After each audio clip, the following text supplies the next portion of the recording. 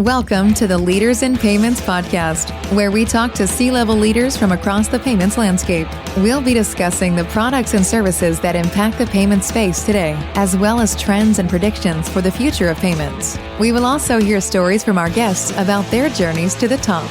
Really what I'd say in all the things that Corpay does, not just in my business unit, but all of them, is help companies make better decisions, get visibility into those decisions, adhere to their policies, whatever those policies may be, and we can customize to their particular needs, but do that in an efficient way.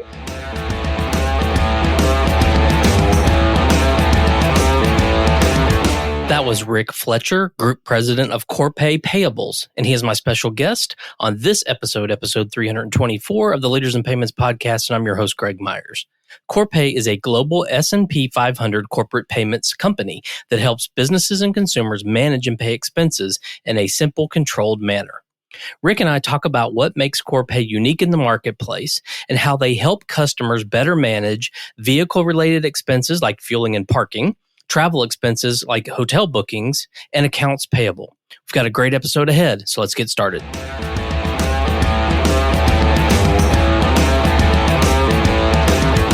Hi, Rick. Thank you for being here, and welcome to the Leaders in Payments podcast. Thanks for having me, Greg. Excited. Yeah, me too. So let's go ahead and dive right in. If you don't mind, tell our audience a little bit about yourself, maybe where you grew up, where you went to school, where you currently live, a few things like that, and we'll circle back to your professional journey in a minute. Sure. Well, I started off in Ohio, on the east side of Cleveland specifically, and spent my formative years in the Midwest. I was born and raised in the Cleveland Browns, as they say, and I went to school at Miami University, which is in Ohio, the Miami of Ohio, and Northwestern. And again, those first 25, 30 years of my life were in the Midwest. So I like to think that I have those Midwestern sensibilities that were formed in me. Currently, though, I live in Nashville, Tennessee, which is a great place. And I raised my family. I got a wife and two kids here, and we've been here for about 9 years. And I'm on my way to moving down to my natural habitat, which is somewhere with palm trees. So I haven't made it quite there yet, but I'm on my way. You're moving that direction. Yes. Well, great. Well, let's talk about Corpay. So tell the audience what Corpay does. Sure. Well, Corpay is a public company. So we're on the S&P 500. People can learn a lot about us through all of those materials that we provide to investors. But at a high level, what Corpay does is help companies manage their business expenses. And we do that in a variety of different ways all across the globe in a lot of different spend categories. So we have a segment that we call Vehicle and Mobility Services, which would include fleet and fuel, tolls, electronic vehicles, any way to help companies manage their business and their expenses out in the field. And to give you some context, we're the global fleet card company. We help manage over 8 billion gallons of fuel, which when I do the math means that I could fill my personal vehicle up 400 plus million times in a year. So we manage a lot of expense, a lot of vehicles for a lot of different companies. We also have a lodging division, which helps commercial folks find lodging and hotels in the right place in an affordable way and helps place them and get cheaper rates. And then finally, we have a corporate payments division and helps the back office in accounts payable, purchasing cards, T&E, and cross-border. So we help manage payments both domestically and internationally and manage hundreds of billions of dollars for thousands of clients there. So overall, a very good company, sizable in some very good markets and TAMs, and it's been a really good growth story for origins that date nearly 50 years. So great company, happy to be a part of it. Okay, and you're the group president of the payables group. Yeah, that's right. So my remit and focus is in that accounts payable space. So what I really do is help companies manage expenses that's beyond our specialized services like cross-border and fleet fuel, and really purchasing cards, T&E, virtual cards, one-time use check replacement, what we call full AP, where we take possession of funds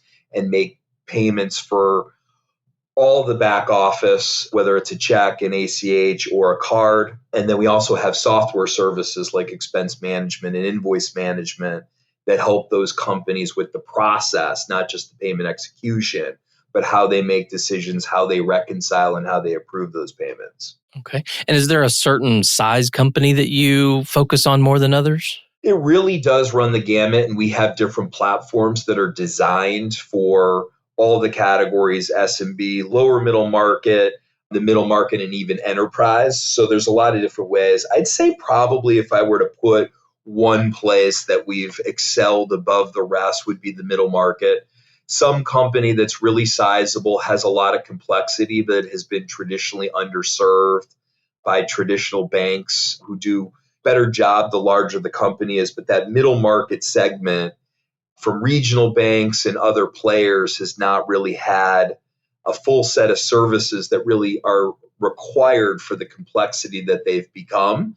And I think we've made and set ourselves apart in that segment above all else. Okay. So just clarification. So obviously you mentioned the fleet and fuel as a vertical and lodging, but on your side, the companies you serve don't necessarily have to be in those verticals. They could be basically any vertical. Yeah, that's right. I mean, we do have an over rotation or indexing in those segments because it was our heritage. We have a lot of cross sell. Our products work very well with those products. So there's certainly an aspect where that's a point of leverage, both distribution and product wise, where our clients have just made sense to buy more things from us. But you're correct. I'm the most generalist of all the different categories, and pretty much any company that's out there is a prospect or we have a service for. I always tell our salespeople it's tough to kick us out because we have a pretty big bag of services that we provide.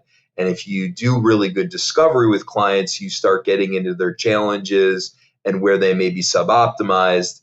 Typically, we've got a set of tools and products that can solve those needs. So in your group, do you lead with a certain product, or is it more you have the conversation, learn their pain points, and then have the solution? Yeah, I think we typically cut it into two different primary categories. Again, this concept of field, expenses that are made out of the traditional office space, although that's changed a little bit in the post-COVID work from remote environment. But you can really picture expenses that are happening in brick and mortar and point of sale or online. It's really employees deciding to make purchases that then go to managers and admin to approve. So it's employee driven first, admin and manager approval second.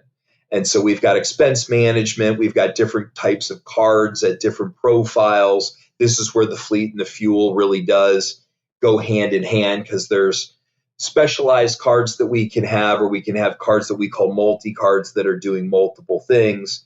And so that field and fuel orientation is one way to go to market. And then the second is the back office. It's kind of the opposite. It's where the decisions to make payments through purchase orders and invoices have taken place, but that the payment execution happens in a very contained or limited way centrally through the accounts payable department. And so there is where we help companies making really large payments across strategic suppliers. We're doing a lot with how we handle working capital, visibility, reconciliation, and avoiding fraud and the perils that can happen in the back office because a lot of those expenses are a really big target. I mean, really what I'd say in all the things that Corpay does, not just in my business unit, but all of them, is help companies make better decisions, get visibility into those decisions, adhere to their policies, whatever those policies may be, and we can customize to their particular needs, but do that in an efficient way. We want to put people back to work and not have payments in the process of approving and making payments overly cumbersome. And then handling things like fraud mitigation, whether that be internal or external, and really just moving money in a way that's efficient and reliable.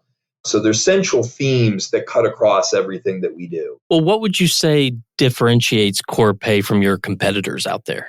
Yeah, so since we do so much, the competitive landscape is diverse. There's a lot of companies that would consider me a competitor or Corpay a competitor, but wouldn't consider each other a competitor. So if I talk broadly, the largest group of competitors that we have are banks.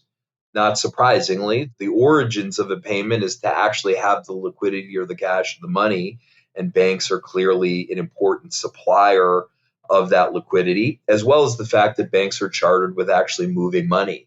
So our primary competitor is banks. And so what we really do to compete against banks is add a specialized set of software and process and controls that help manage the process and the reporting and the tech beyond just the money movement. And because we do that all of our lives and we never get bored of it, and it's the most important thing we do, and we've been doing it for decades, we can typically do a better job than just a traditional bank at managing the program. The other big category would be startups or software or fintechs, as it's sometimes called, where they're specialized in a payment category. They're providing tools and tech for a spend category or a particular industry or a particular ERP. And so we compete against those guys in that we do a lot of that as well. So we have very good tools ourselves. And the breadth of our tools is bigger. So we have specialization in certain categories, but it works with other specialized things that we do. So we can solve a broader set of needs, and we do have some of those elements that a bank has. So we're actually moving money.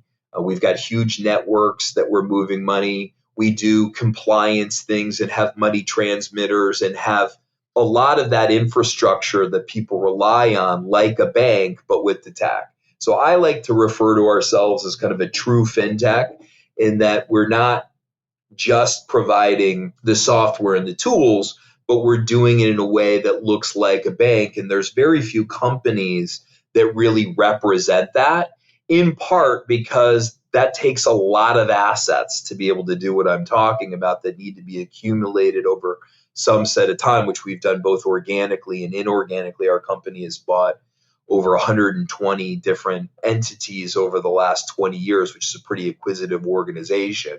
And so through that, we've created a lot of infrastructure and assets to be able to do what I'm saying and solve a broader set of needs. Yeah, it seems like, sitting in the chair of the controller or the CFO, if I'm going to I need these 5 or 6 solutions and I can go to 5 or 6 companies or I could go to one, it seems like it would make a lot of sense to be able to go to one company that can solve them all. Right. And what we want to do, though, is that we want what we say is the food to taste good. We don't want to go to the buffet and have, well, it's just okay pizza and okay fried chicken and just okay. We have been born from really robust point solutions that stand on their own and are very deep, and we're very specialized. And we organize around that with people who run those segments with decades of experience and a lot of focus. And so they're really good in their own right. But when you bring them together, that's just really powerful. And it's something that we're uniquely positioned to do. Well, where do you see the payments industry headed, say, in the next 3 to 5 years? Sure. I mean, I think there's a lot of the traditional things that a lot of people would probably point out. I see a big shift from paper processes to electronic. That's happened and will continue to happen. I think we are still going through the rationalization of the different types of ways that companies are operating in the post-COVID world. I mentioned how many organizations are running in a hybrid fashion. And so the back office, which was really before a physical office, where the majority of people worked and where those processes could be run down through walking down the hallways or through paper, have been eliminated as companies are working more transient and remote. And so tools that support that type of world and all of the imperfections that can come up and how they get remediated, I think is a big shift. So just like people are operating tools like Zoom that we would have never thought or considered to do 5 or 6 years ago with webinars, different tools to manage the back office process and to digitize paper, to route approvals, to get visibility, all of those things that people may have known about but really didn't lean into are proliferating. And so I see a lot of that continuing to happen. I see over time more consolidation. I think there's a lot of really good companies that are out there but are subscale or not fully formed. And so the environment, which was a little bit more apt to running those business before interest rates rose, is tightening up. And so I think we'll see more consolidation, more capabilities, and more delivery happening from some centralized players. Again, we've been leading that, but I like our ability to continue to do that. So those are some of the things that I see here in the short term. Do you see, I talked to several people about this recently, where Gen Z or now that whole demographic is starting to move into companies and have jobs. And obviously they have a certain expectation about the way the world works, right? So very mobile first, very used to things being frictionless. They don't even know what a checking account is. I mean, are you seeing yet the influence of those type of people within these companies, or do you feel it's still a little too early for that? 100%. I mean, when I started in my career and we had certain software applications, we spent a lot of time on documentation and user manuals and this very how to train people to use things. And it was very fundamental. It almost seemed silly upon reflection, but it was purposeful and a requirement at the time. But today, one, there's the expectation that what you do is intuitive and that it doesn't really require that user manual, that a simple amount of curiosity and intuition can teach you to do it. And that's a generation and that's a workforce that is highly apt to do that. They're not afraid and they can get into it. And there's also an expectation. And so I think that has definitely accelerated what we do. And let's face it, it's also just a different environment with that group. They're a little bit more apt to moving on from different roles. And so there's a lot more turnover and things that happens in companies that maybe happened in 20 years. And so how you build software that you can get people up to speed, how you can support an organization and their different ever-changing topography of organizational changes and new employees, just that type of organizational churn is quite frankly one of the impediments for companies using different types of tools. Is it just seems too hard for them and it becomes too big a project for them to chase how everybody is up to speed on policies and up to speed on the user hierarchies and approvals. And so it either just falls dead on being a good idea that's not taken on and implemented, or they try to do it, but they lose steam through fatigue. And so that's an area that we spend a lot of time and focus on is how can we get people up and fast? How can we do the work for them? And how can we build tools that are just really intuitive? So let's switch gears a little bit and talk about you. So tell us about your career journey up to where you are today as the group president of the Payables Group. Well, it's been a good ride. It's been quite organic. I mean, I'm reminded of a silly story with my daughter years ago. She was young and she was trying to dream of what she'd do when she got older. And she was brainstorming some ideas. And she said, Dad, when did you decide that you were going to get into corporate payments? And it had a tone of that I would have been very young. It was like basically I'm 9 and it's an astronaut, a baseball player, or corporate payments were my choices. And I chose corporate payments.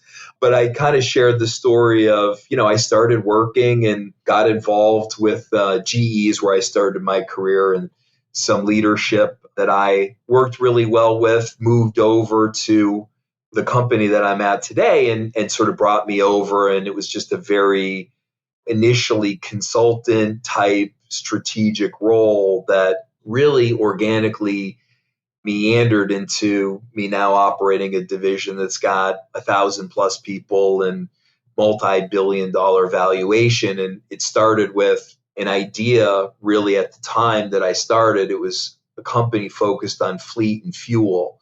And I saw great potential in the products and the services that we were starting to build. And me and a couple of people had the idea that we really should create a separate division, one that had focus, one that could be invested in, and one that could be grown. And so I like to consider myself the first employee number one of what is now a multi-billion-dollar revenue organization. And that happened a little bit at a time, one organization at a time, one product at a time, one acquisition at a time. So it's been a build over the last 15 years, but it's been a really good run. Okay, well, what are some things you're passionate about? So maybe one work-related passion and one personal passion. Well, I spend a lot of time working, so I would say that's a lot of where I spend my time, and is my primary passion would be growing a business. Having done what I've done from that employee one to now what we are today, when you do and take a moment to reflect, which we don't do often enough, and I personally don't do that much, but when you do, and you just remember where the organization came from, or where certain clients, when you met them 12 years ago and you're still working closely together, or certain employees that have grown and thrived and gotten multiple opportunities and who now themselves are running large functions or organizations. I mean, there's a lot of pride in that, and there's a lot of excitement and gratification. So I love that part of the passion.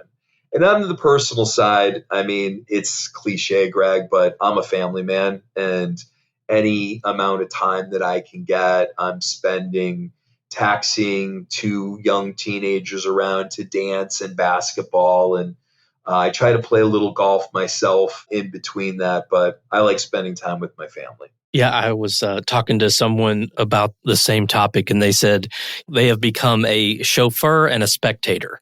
And that's for their kids. And that's what they love, and that's their passion. So I think all of us with kids can agree that that's pretty much once they get into what they're passionate about, that's what we love to do, right? Is we take them and we watch and we enjoy seeing them enjoy their activities. It really is. I mean, and it's another place of gratification to just see them grow and develop and to be a part of that, but also to know at a certain point you're not a part of it as much anymore. They're doing it on their own, or there's other influences in their life. And so it's a good time for sure. Absolutely. So one final question. If someone's coming out of college, maybe, they've taken some fintech courses, or where I think some colleges now may be even offering it as a degree, and they look at fintech or payments as a career option, and they want to get a job and build a career in payments. And they came to you and they said, "Hey, Rick, I want to do this." Obviously, you have experience in this industry. What would you tell them they need to do to be successful? Yeah, well, the first thing I'd say is embrace it. I think it's a great category. I love the idea that payments are really at the epicenter of how commerce gets done. And it's a really important, vital thing that's never really going out of style. And I say that now after having done it, but I'll tell you, I didn't always feel that way. When I first started off, I took some great pride in being a generalist in consulting and strategy, and it didn't really matter to me what industry it was or what the company did. I liked just going in and trying to solve problems and organizing and being fast paced and doing the next thing and just figuring out things without a whole lot of subject matter expertise really required, I guess. And over time, I started doing that stuff, but within the payments world, and particularly the corporate payments world. I would refer to myself as a generalist, and then somebody, one time pointed out and said, "You're not a generalist anymore. You've been doing this quite a while.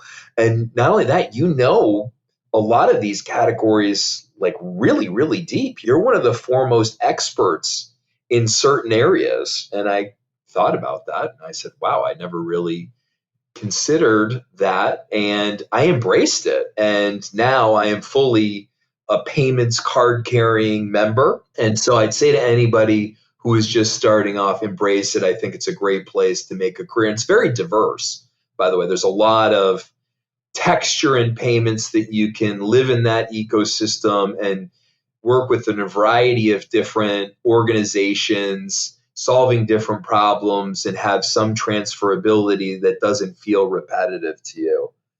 And then my advice to those people is, make it less academic and abstract. Get with whatever you're doing, really try to understand the problems that the customers and the constituents that you're working with are facing. And the more that you can acutely understand what they're up against, the better you can utilize payments and the things around it to solve those problems. And at times I feel like people in the payment space can live because it is so complex and it's got a big ecosystem or supply chain that you can understand your area really well and maybe the area is adjacent to you, but not understand the full picture or the last mile. And I would just challenge people to try to understand that last mile and what the end user is going through. And I think you'll do a much better job and it'll be that much more rewarding. Yeah, I think that's some great advice. I would agree with you there. So, Rick, we've covered a lot of ground about the company and yourself and a little about the industry. Is there anything else you'd like to add before we wrap up the conversation? No, I really do appreciate your time and what you do. And if anybody's interested in learning more about this, you can go to Corpay.com and we've got a lot of good information, white papers and that type of thing. But we'd love to have somebody talk with you live and get a better understanding of what your needs are, and we'd be happy to help. Okay, great. Well, Rick, thank you so much for being on the show today. I know your time's very valuable, so I really appreciate you being here. Thanks, Greg. Take care. Talk soon. You too. And to all you listeners out there, I thank you for your time as well. And until the next story. Thank you for joining us this week on the Leaders in Payments podcast. Make sure you visit our website at leadersinpayments.com, where you can subscribe to the show and where you'll find our show notes. If you enjoyed listening, please share on your social channels as well.